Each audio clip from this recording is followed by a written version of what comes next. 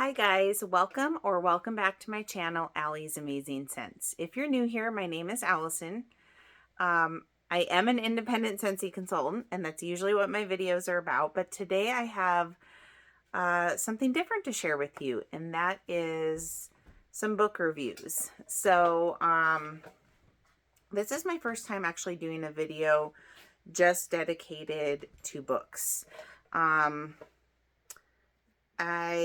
The last couple of times that I have done book reviews on YouTube, it's just been at the end of my Scentsy Empty videos. But this last time I had a lot of Scentsy Empties and I didn't really feel like I had time to cover the books in there, so I decided to do it as a separate video. This is probably going to be pretty informal. This channel is primarily home fragrance content, Scentsy content, so I'm not a booktuber. I'm not gonna probably have as great of a video in terms of book reviews as a lot of other ones out there, but just wanted to share my opinion with you guys on some books that I've gotten through. If you like this type of content in terms of doing a separate video outside of my Scentsy Empties just to cover book content, let me know, and I might consider doing these like monthly. So I am sitting in my library, makeshift library. I have these shelves that run across this back wall here, but don't pay too much attention to it right now because I'm still trying to get it set up and organized. We had a flood like a year ago, had to put everything in storage, just recently got stuff out of storage, and it was just kind of throw the books on the shelves for now and worry about organizing them later. So maybe when I get them organized, I might show you guys kind of how I have it set up in different genres. And of course I have my Scentsy warmers. But yeah, let's just dive in. So since I last shared with you, which was probably about a month ago, I have gotten through 4 books that we're going to talk about. So the order that I read them and we'll cover them in, we have The Color Purple by Alice Walker. We have Then She Was Gone by Lisa Jewell. We have The Couple Next Door by Sherry Lapina, I think is how you say it. And then we have The Good Lord Bird by James McBride. So pretty good variety. Well, kind of. We have a couple thrillers in here, which I've been really into thrillers lately. We have like a literary fiction and then a historical fiction book. Okay, so the first book that I read since we last chatted about books is The Color Purple by Alice Walker. This was my least favorite. I would give this book... So on Goodreads, you can rate books 1 through 5 stars. So on Goodreads, I did give it a 2, but I'm going to rate these and being able to do half stars. This might be a 1.5 for me. I just didn't enjoy it. It just wasn't for me. So let me read you the back of it. It says, life was not easy for Celie, but she knew how to survive, needing little to get by. Then her husband's lover, a flamboyant blues singer, barreled into her world and gave Celie the courage to ask for more, to laugh, to play, and finally to love.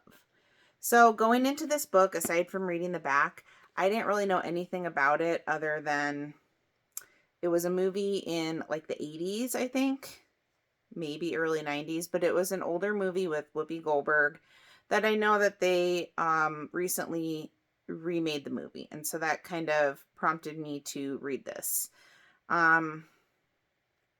So basically, first of all, trigger warning. This is what I would call a trauma drama book. There's a lot of trauma in here, and it was just, I think that's a big part of why I didn't like it. It was like icky. I didn't want to, really read about that stuff, but I powered through and I finished the book. So it starts out with a lot of trauma that this young girl has. She's like 13 or so when the book starts. Some pretty dark trigger warning stuff. And she, it takes place in like the 30s in the Deep South. I think it's in Georgia. Kind of, backwoods type setting. And starts out with her as a young girl, and the book is all told through writing letters. So she writes letters to God in the beginning. And she writes in the style that she speaks, and she also is not very literate. And so, especially when she's younger, the letters, it's reflected in the letters and the style of her writing. And as she gets older and her literacy improves, you do see an improvement in that. But the first, the other thing is there's no explanation marks. I mean, not explanation marks, quotation marks in this book. Because of the style of the writing with the, it being letter format, there's no quotation marks. So that was a little odd. It kind of reminded me a little bit of the style of, what is that one? I'm drawing a blank now, but The Road, McCormick book. And I think that was written that way because it was like a playwright style. But yeah, just kind of not traditional in that sense. And then she's writing letters to God in the beginning, and then eventually she ends up writing letters to her sister when she's grown, and her sister lives part of the book, most of the book where her sister's in it, she's in Africa as a missionary doing mission work. And that was the best part of the book to me, was reading her sister's letters. Her sister was more articulate and well written, but just it was more interesting to hear about her adventures in Africa. So basically, she has a pretty dysfunctional life, and when she is older and married, her husband brings home his mistress, who was like his first and true love, and she is this blues singer, and she's really eccentric, and she's supposed to be this like powerful female figure, and she teaches the main character, kind of shows her what it means to have self-worth. And there are some other strong female characters in this book, but yeah, she really teaches her, shows her, how to enjoy life, and that life can have good in it.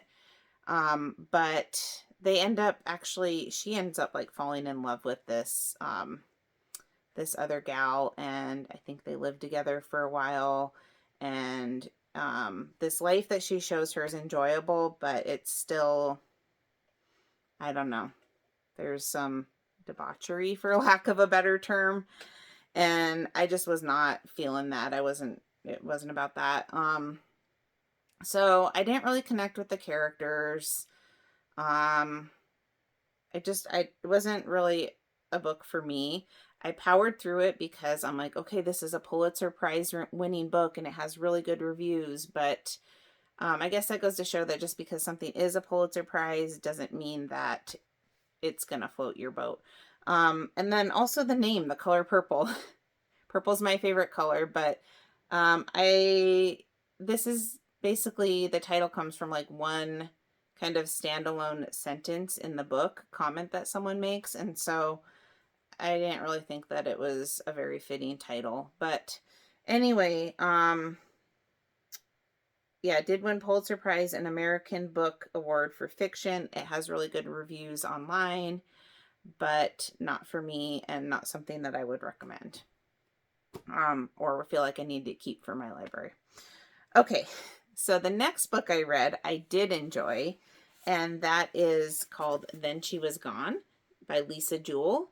So this is like a domestic thriller. And in my last book review video, my Empties video where I talked about books, someone commented and recommended Lisa Jewell, Maggie. So thank you, Maggie. I went to my books because I have not read all of these. I have a lot of to-be-reads.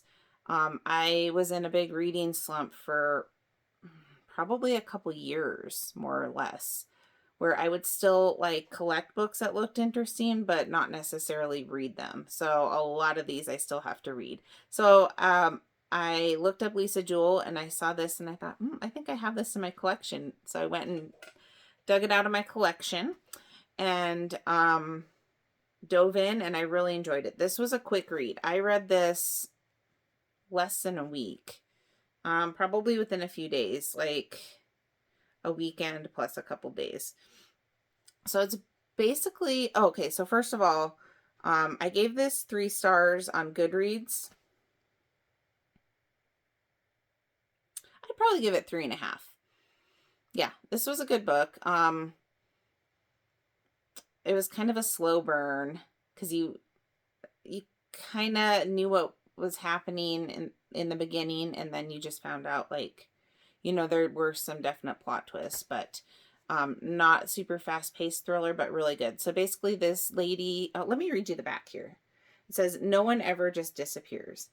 Ellie Mack was a perfect daughter. She was 15, the youngest of 3.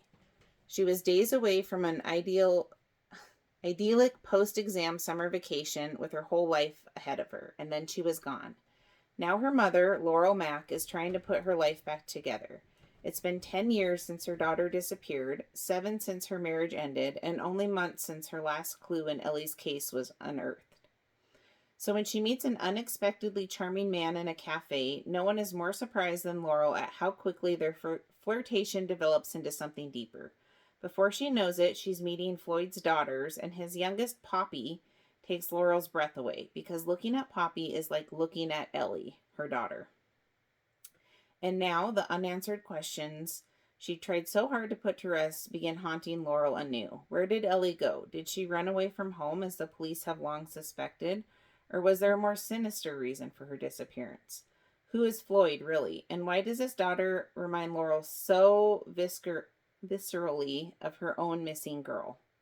So, yeah, her daughter goes missing, really just unravels her whole life. And like it said, including her marriage. And so 10 years later, she's like trying to pick her life back up. And she meets this guy in a cafe and they begin a relationship. And his daughter, who's 9 years old, looks shockingly like her daughter that disappeared 10 years prior, her 15-year-old daughter. So you do learn pretty early on that, yes, her daughter disappeared.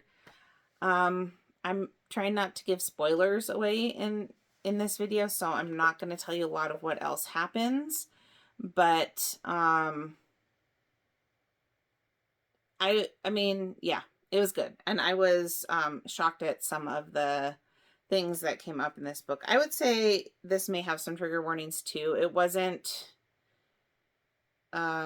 like the same like essay warnings that Color Purple had, but obviously we have a missing girl, and any of these thrillers, that's gonna, something like that is gonna be a factor. So yeah, this was really good. It was a pretty quick read, which I really enjoyed. 359 pages. And went really fast. It was a really great read, and I am going to be reading some more Lisa Jewell in the future. I don't have any, but I do have some in mind that I would like to pick up. So thank you again, Maggie, for recommending this, and this is a book that I would recommend if you like those types of stories. Okay, so the next one I read, again, on my thriller kick, was probably my favorite this month. Yes, it was. And it's called The Couple Next Door. And this is by Sherry LaPena. And I don't know if I'm saying her last name right. So let me read you the summary here on the back. Anne and Marco Conti seem to have it all. A loving relationship, a wonderful home, and their beautiful baby Cora. But one night when they are at a dinner party next door, a terrible crime is committed. Suspicion immediately falls on the parents, but the truth is much more complicated. What follows is a nerve-wracking unraveling of a family. Detective Rosbach knows that The panicked couple is hiding something inside the curtained house. Anne and Marco both soon discover that the other is keeping secrets they have kept for years. The shocking truth will leave you breathless. So this was a really good book. And it was a fast read. This is one, yeah, I read this within a couple of days. This is 308 pages, but very quick read, short chapters. It's told from a third person perspective, and basically, yeah, they're at a dinner party next door. They make a bad judgment call and decide, okay, so they were going to go to this dinner party, and they have this daughter who's like 4 months or something. She's not mobile yet at all. Babysitter cancels at the last minute, so they decide they're going to leave her in her crib, and they'll go check on her every half an hour. And they bring the baby monitor, but the screen's not working, but the volume is. So they go check on her every half an hour. Everything's fine. They go home for the end of the night. They get home, and their front door is open. And they go inside, and the baby girl's nowhere to be found. She's gone. And so it takes you through that, trying to figure out what happened.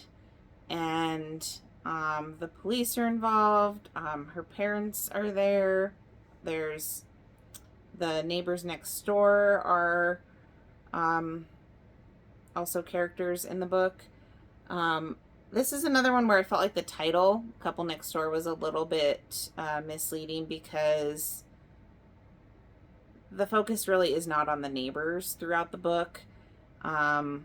So I think that the name was a little bit misleading, because ultimately it's about a missing baby, but very intense. It took me everything to not flip to the end of the book and try to find out, is the baby okay? Is the baby okay? If you pick this up, just don't do that, because it's worth it to figure it out the way that the author intended. And this was a really good book. And at the end of the book, they have a little sneak preview, like the first chapter or so, of a different book called, by the same author, A Stranger in the House. And I actually have that book in my possession too. So that's going to be one I plan to read in the near future as well. But I really liked this book. It was a great domestic thriller again. A little bit more, well, was it more fast-paced than She Was Gone? Yeah, I think so. But basically the tension in here, you're a parent, and if you can imagine your kid being gone and there's no apparent clues and there's nothing you can do about it, and your helpless baby is missing, that's really intense. So there was a lot of tension in this book, and I really liked it. I would give this a 4 on Goodreads, and just a solid 4 in general.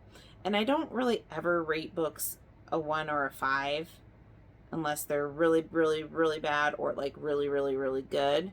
So most of the time, a book that I think is really, really good is gonna get a 4. And yeah, this is a solid 4. So I would recommend that, The Couple Next Door.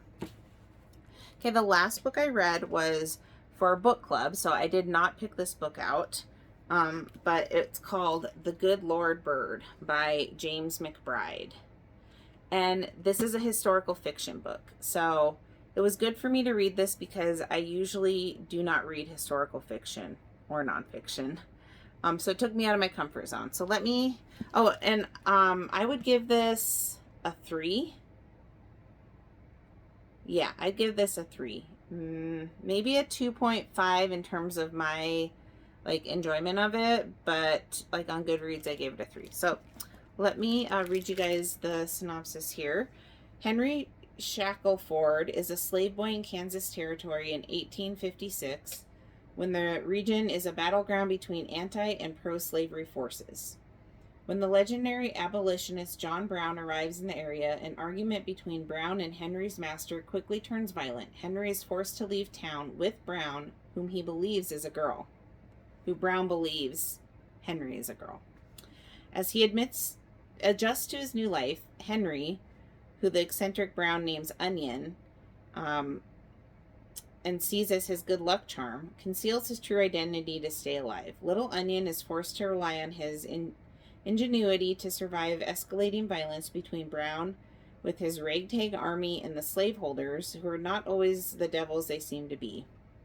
He strikes out on his own, but not for long, as Brown returns and sweeps Onion into his historic tragic raid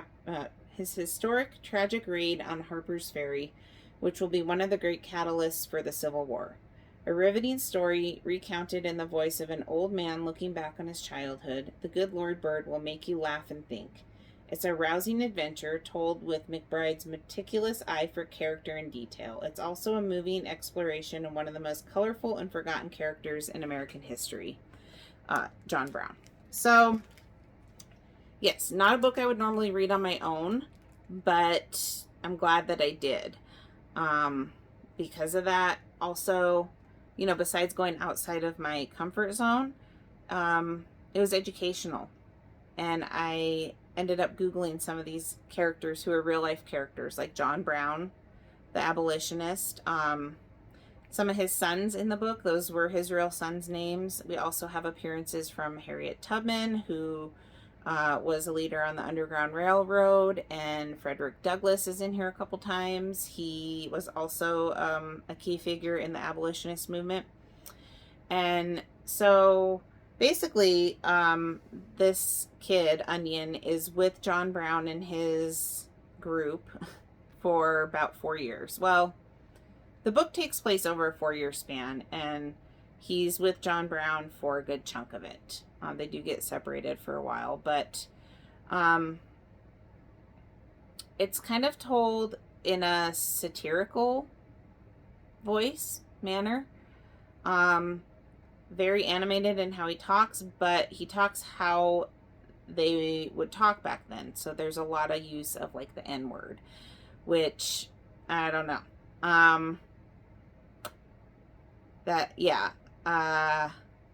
The language, there was a review I was reading, and someone said, the language is satirical, but at what point does satirical become buffoonery? And there were some points in here where it was like, okay, this is a little much. We get it, but yeah, it's a little much. And I basically had less time to read this because of the time frame of when the book group meets at the library. We meet every third Thursday. Well, the first Thursday was the first of the month of February was on a Thursday. So basically the third Thursday is this week, the second week of February, full week. And I was in Vegas for a week, not reading any books. And so I had like a week to read this, and I came back and I just plowed through it. It's like 400 pages, 416, but it's bigger print, but it is a bigger book too. So it almost felt like an assignment, like I was like forcing myself to get through it. And that's not why I want to read. I want to read for enjoyment, entertainment, and I don't ever want it to feel forced, which kind of did with this, and especially with me feeling like I had to hurry up and get it done. The reason it's called The Good Lord Bird is because there's a feather here, and that is from a bird that they would call the Good Lord Bird. And the reason they called it that is because when people would see it, they would say, "Good Lord, that's a beautiful bird." And it was supposed to be like a luck charm. And so having that feather is like, considered a token of good luck. So anyway, yeah, like I said, not my genre really, but I don't regret reading it. This author, James McBride, he has a bestseller out right now. I think it was like one of the top books, maybe the top read on Amazon for all of 2023, and it's called The Heaven and Earth Grocery Store, I believe. And so he is pretty famous. He's written another one. Let's see if The Color of Water. So there he is right there. And I think someone describes it here as hypnotizing. One lyrical sentence somersaults into another. So yeah, he did have good voice in his writing in this book. but more than anything, I guess I just I'm not a huge fan of that genre. So yeah, I would give this a 3. But it was informative, and it kind of got me thinking and researching about the John Brown and his role in the abolitionist movement. I really only knew his name before this. I've heard of Harper's Ferry, but as I mentioned, how did they describe it? As like a historic tragic raid on Harper's Ferry. So it was an epic failure, but it did get the wheels turning for the eventual freedom of slaves in this country. So yeah, it was interesting. So those are the 4 books that I've read this month. If I'm going to rate them worst to best, worst was Color Purple, or least favorite, I guess, to favorite, followed by The Good Lord Bird, and then the next one was Then She Was Gone, and then my favorite book of the month was The Couple Next Door. So yeah, like I said, I am a mood reader. I like all kinds of primarily fiction books, but I've kind of been on a thriller, I don't want to say binge, but a thriller mood lately. So I'm going to read next whatever book we have in our book club. I have no idea. And that's through the library. And then I'm actually, the next thriller book I'm going to read is The Housemaid by Frida McFadden. I have been interested in giving her a shot because I've been hearing a lot of good things about her and her writing style, and we share the same last name, and so that's kind of fun. And I was at Goodwill today, and I found a copy of The Housemaid's Secret. No, The Housemaid. The first book is called The Housemaid, I believe, and then there's The Housemaid's Secret, and then there's another one. So there's 3 of them off of that first book, 3 total. But I've heard really good things about it, so I'll probably start on that tonight, maybe, and that'll be in my next review with hopefully a few other books. So thank you guys for joining me. I hope you enjoyed this. If you have any feedback or suggestions on things that I could do differently in these videos, please let me know. I'm open to it. Like I said, this is like new for me, doing book reviews.